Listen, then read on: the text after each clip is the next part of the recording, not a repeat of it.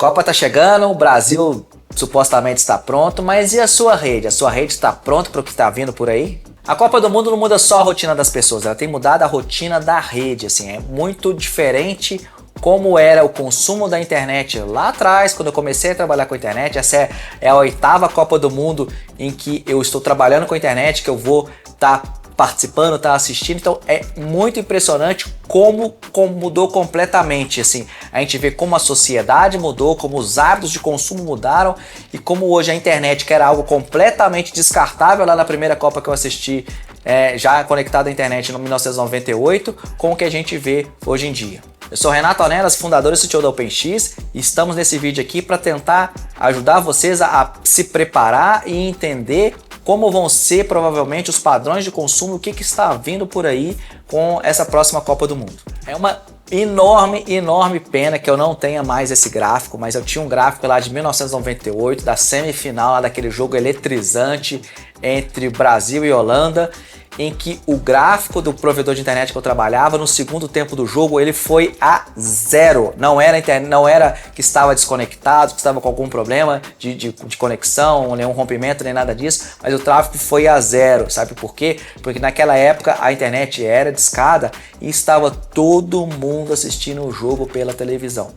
Então, isso é algo que acontecia lá atrás e hoje é completamente diferente, porque hoje tá todo mundo vendo jogos, tirando os jogos do Brasil, mas a maior parte dos outros jogos eu tenho certeza que o grande consumo vai ser no YouTube. A gente tem a Cazé TV, tem o GE TV, que é uma iniciativa similar ao que a Globo fez para copiar um pouco dos grandes sucessos que o Cazé TV teve. Então, grande parte do consumo vai ser em cima do YouTube. E é muito interessante isso porque não existe outra estrutura capaz de entregar para tanta gente quanto, por exemplo, a Meta ou o próprio YouTube conseguiria entregar. Então, assim, é completamente diferente do que a gente tinha e é completamente diferente do que a gente vai ver. E uma coisa que é muito diferente é exatamente a experiência de se ver um jogo normal de uma outra seleção versus ver um jogo do Brasil.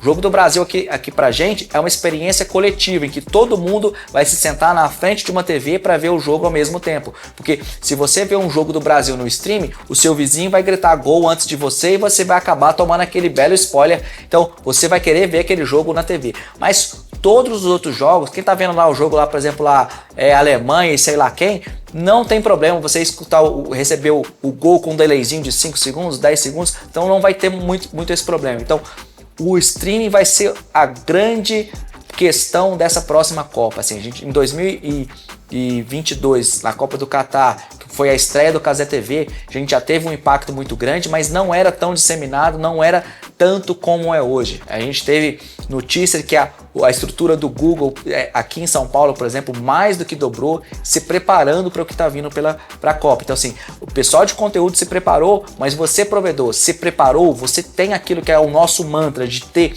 folga nos seus transportes para chegar até São Paulo, para comportar esses tráfegos de pico que podem estar acontecendo. Então é muito importante você ter essa folga, então, estar conectado em vários pontos de troca de tráfego, estar conectado com fornecedores de link P que vão ter um tráfego mais elástico, para que você possa comportar, porque muitas vezes não adianta eu ter lá os caches do Google dentro da minha rede, mas eles já estão perto de saturar, ou eles vão saturar. Então aquele tráfego vai ter que vir de algum outro lugar, porque o Google ele é movido a publicidade.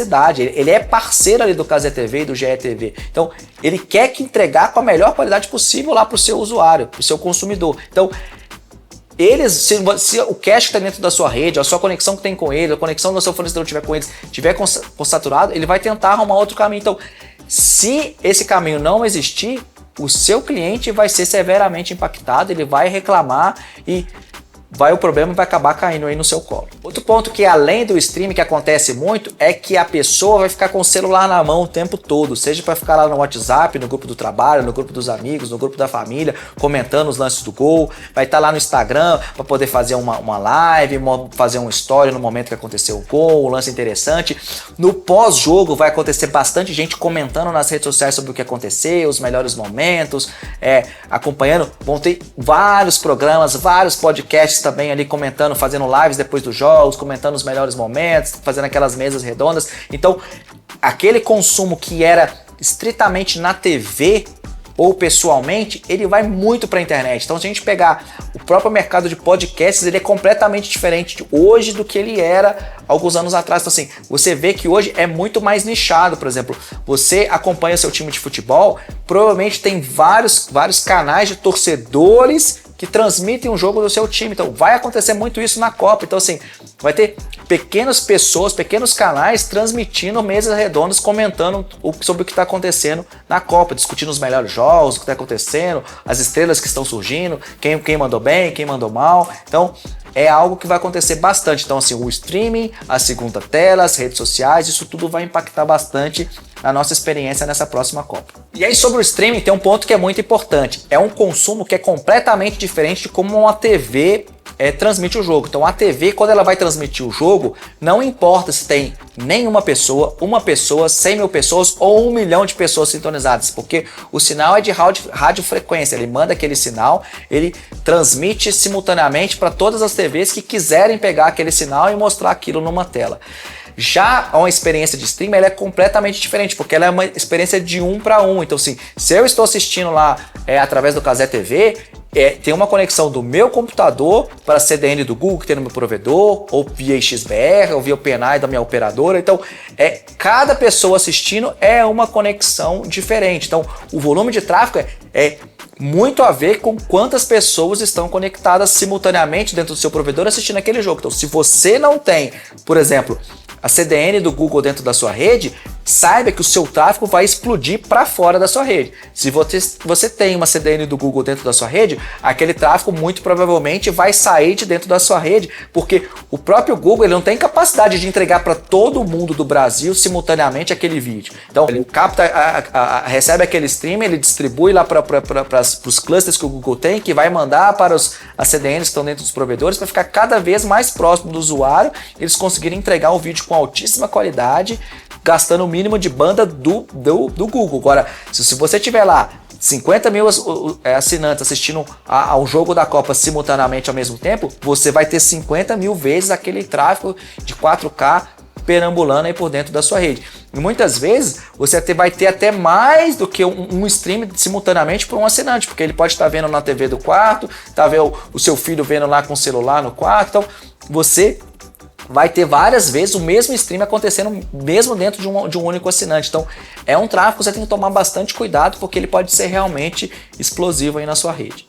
E onde a sua rede pode sofrer? Ela pode sofrer em alguns pontos. Ele pode sofrer, por exemplo, às vezes você tem muitos assinantes de alto padrão, que vai ter lá muitas TVs simultaneamente conectadas numa única PON, ou você pode ter, por exemplo, lá um BNG que está com um mau dimensionamento, que, por exemplo, ele não vai suportar todo aquele volume de tráfego, você pode ter gargalos aí na sua rede. Então, a gente já teve meio que um ensaio do que aconteceu, porque hoje a gente já tem vários jogos que são exclusivos da internet, né? A gente tem alguns jogos que só passam na Amazon Prime Video, tem alguns jogos que só passam no Cazé TV, então a gente já tem alguns jogos que são exclusivos do online, mas o futebol, a Copa do Mundo é uma experiência muito diferente porque o Brasil para. Então assim, tirando os jogos do Brasil que vão ser assistidos na TV, todos os outros jogos, a necessidade das pessoas, ver muito mais pessoas se interessam pelos jogos comparados com jogos normais de Campeonato Brasileiro, Copa do Brasil, de ligas europeias, etc. Então, você tem que se preocupar com como você chega, por exemplo, no Google,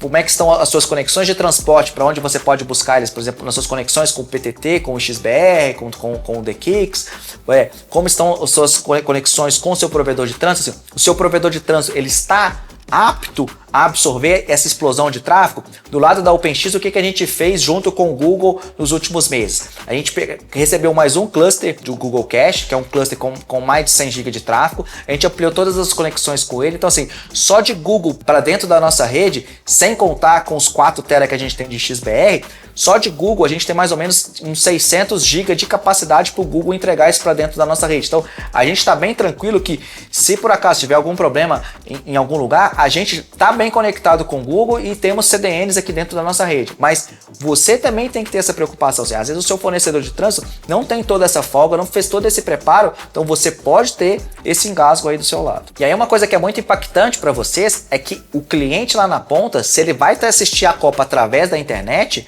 qualquer problema que acontecer, ele vai te procurar. Então assim, pode ser um problema no TV Box, um problema de gargalo no negócio, deu um problema na estrutura do YouTube, deu alguma coisa, ele vai olhar para você, ele vai abrir um chamado para você. Então é importante você estar monitorando, estar acompanhando tudo o que está acontecendo, para que você não seja surpreendido de repente por uma avalanche de chamados por causa desse momento de Copa do Mundo. O que é importante você monitorar nessa época de Copa do Mundo? É monitorar o seu tráfego. Se você não tem gráfico, por exemplo, por POM, se preocupar em ter gráfico por POM para você não ter nenhum risco de ter algum gargalho em alguma das suas portas POM.